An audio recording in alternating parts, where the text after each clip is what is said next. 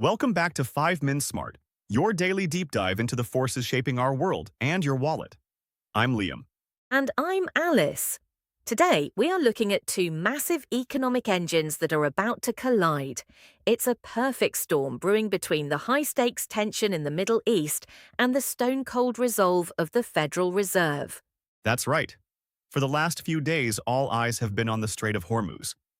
For many, it's just a name on a map. But for the global economy, it's the ultimate choke point.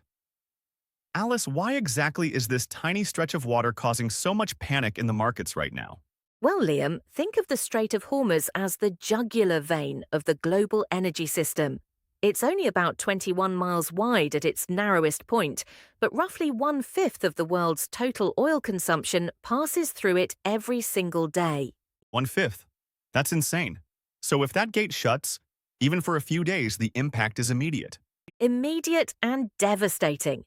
We aren't just talking about gasoline for your car, though that will certainly skyrocket.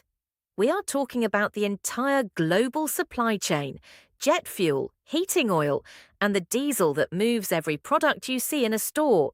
And we're seeing reports of naval drills and increased tensions between Iran and Western allies. The words blockade and interdiction are being thrown around by major news outlets. Exactly, and markets hate uncertainty.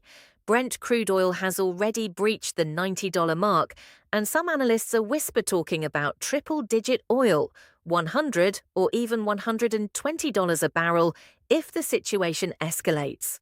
Now, that would be bad enough on its own, but this is where the perfect storm part comes in. We also just got the minutes from the most recent FOMC meeting. Alice, what was the mood like inside the Fed? Honestly, it was more hawkish than a lot of investors hoped for.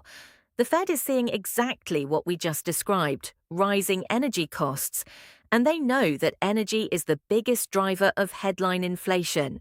So, even if the Fed wanted to lower interest rates to help with the cost of housing or auto loans, they feel like their hands are tied. Precisely. If they lower rates now while oil is spiking, they risk an inflationary spiral that could last for years.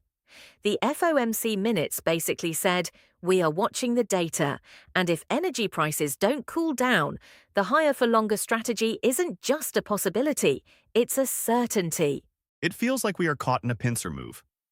On one side, geopolitical conflict is driving up the base cost of living. On the other, the Fed is keeping the cost of borrowing high to fight those same price hikes. It's the definition of a catch-22. The consumer is the one getting squeezed. Your mortgage remains expensive because the Fed is scared, and your commute becomes expensive because of the threat in the Middle East.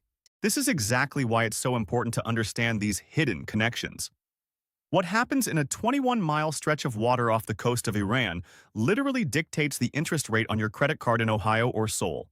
That's the smart in 5minSmart, Liam. Everything is connected.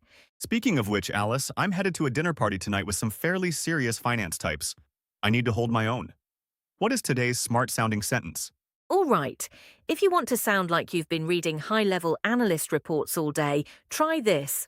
We are currently observing a transition from monetary neutrality to a regime where geopolitical risk premium dictates the yield curve. Oh, that is good. Let me try that. Transition from monetary neutrality to a regime where geopolitical risk premium dictates the yield curve. Perfect. Basically, you're saying that the simple days of just watching the Fed are over. Now, the fear of war and oil shocks is what's really controlling the cost of money. I'm definitely using that. Just don't forget to check the news before you say it. Things are moving fast. I will. Now, before we wrap up, what's the one thing our viewers should do this week to prepare? Review your variable rate debts. If you were banking on a rate cut this summer, you might want to adjust your expectations. Geopolitics is the new inflation driver, and it doesn't care about your mortgage plans. A tough but necessary reminder. Alice, thank you for the breakdown. Always a pleasure, Liam. And thank you all for watching 5minSmart.